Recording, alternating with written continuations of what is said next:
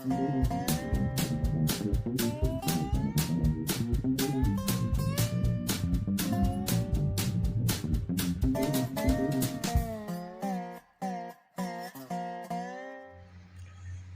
here we go again.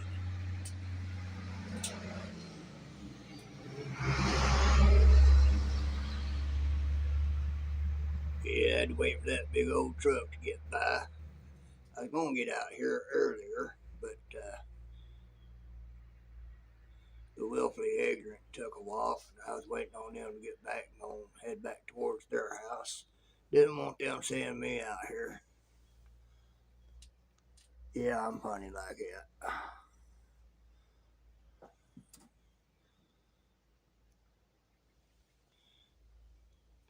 They don't need to know what I'm doing. I'm just like that. Well, I talked about a movie called It's Genesis History. One of the things that they propose is that rather than taking 3 billion years for all the land masses to slowly move out to where they are now, all the different continents, try about maybe 3 weeks to 3 months. Because when God hit a certain spot, I watched another show where they showed where a earthquake had started. And they show little lines in the rock, and they show little spikes in the line that indicate where there had been an earthquake, the very center of it, where it actually started. And most of them are just far less than an inch high. But this one they were showing was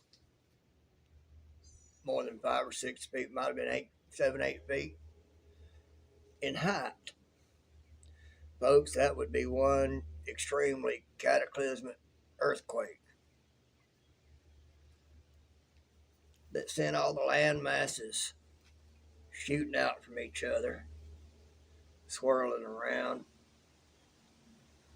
showing how in the Americas, the way some shale layers or something are laid out, you can tell it shows that it was done with some speed and not just slowly done over eons and eons of time.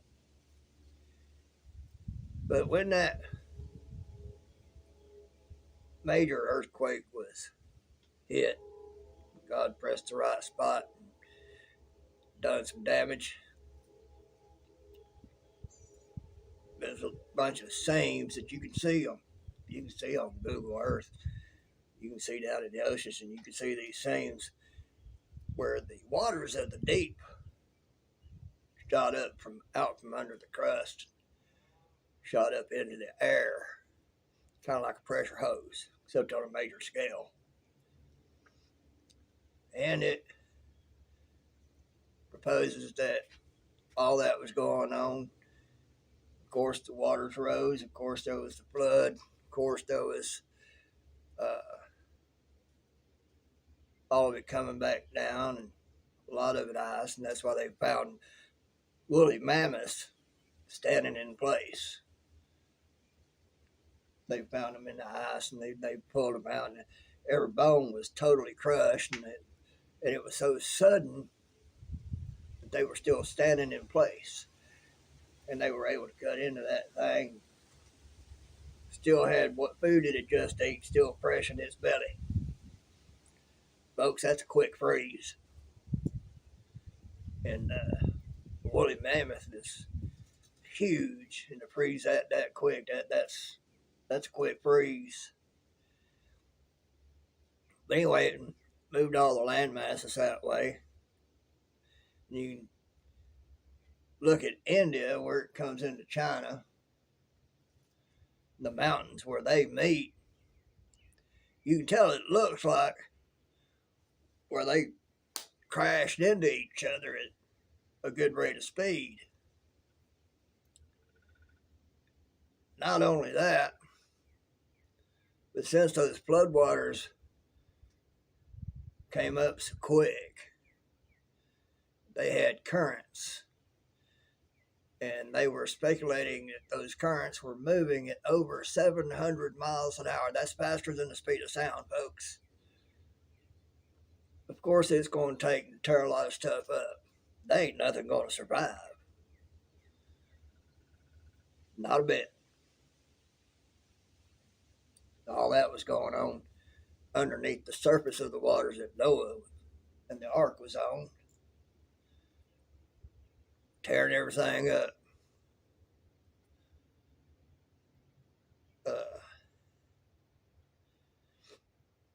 With all that going on, it's going to take to turn everything upside down, literally.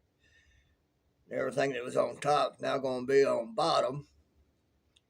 And as everything starts to settle down, all the sediment is going to settle down according to weight. That's why you've got the different layers now. That's why scientists are confused. They're finding earlier stuff in later layers, and later stuff in earlier layers. Like what was on top should have been on bottom, and what was on bottom that should have been on top is reversed. It's also why you find seashells on top of these high mountains in places they shouldn't be, and in deserts where they shouldn't be. And, they found stuff like whale bones and stuff way out in the desert. So, well, it must have been the ocean back upon time when whales had legs and could walk on land. Yeah, they weren't whales. Just some stuff, just stuff from shows that I watch. I mentioned I watch Ancient Aliens. I like to watch those and more or less laugh at them because they really try to figure it out because they think the aliens are gods and that they were gods. And I was listening to a few of them, and they brought up Lucifer. Oh, they think he's just misunderstood. And other gods that go by different names that all are names for Lucifer, for Satan. All of them, every one of them. And, they saying, he just misunderstood. He wanted to bring man knowledge. Well, so did Prometheus. Yeah, he paid for that, according to myth. Well, all right, Heartfoot, let's go. Get in there.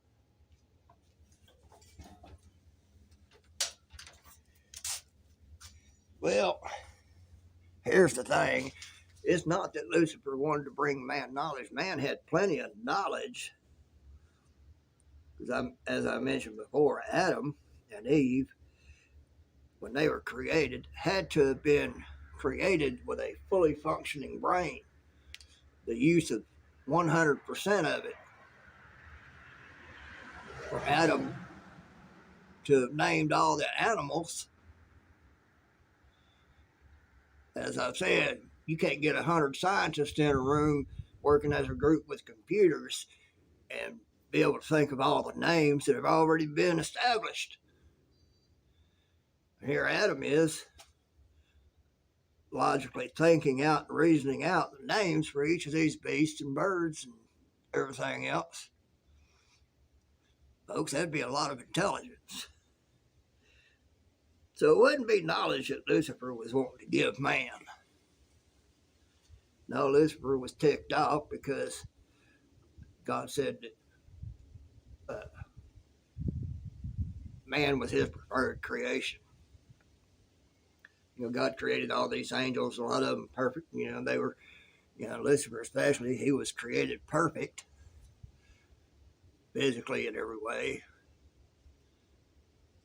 And,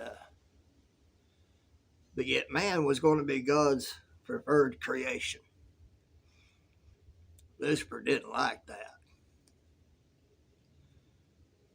So what Lucifer was wanting to give man was a knowledge of evil.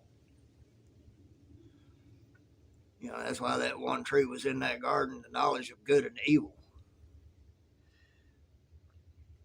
You know, he was telling Adam and Eve, you know, hey, you eat of this one, you'll be as God, knowing good and evil. And that's what appealed to Adam and Eve, was to be able to be like God. And that's what tempted them. But they had all that brain, but you know, they were newly created. They didn't have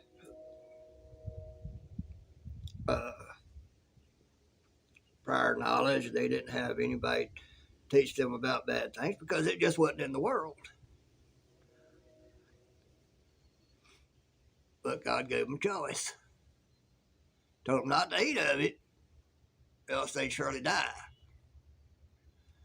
Yeah, so, well, the appeal of being like God and knowing as God knew was too much for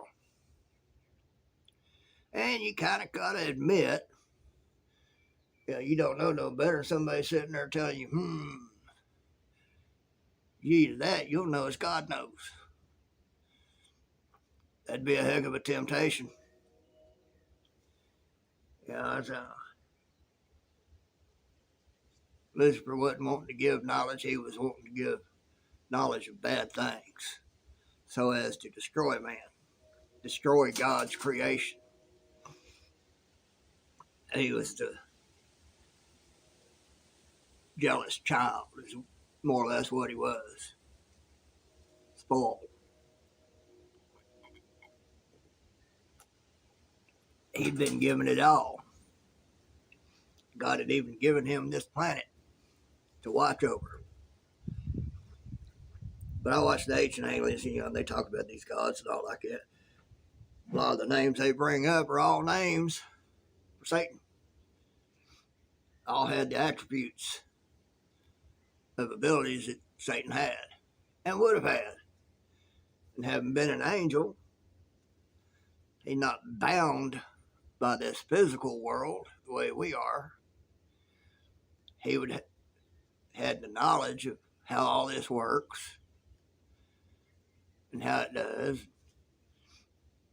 able to move a lot faster than we can, see a lot farther than we can, hear a lot farther than we can, you know, universe wide.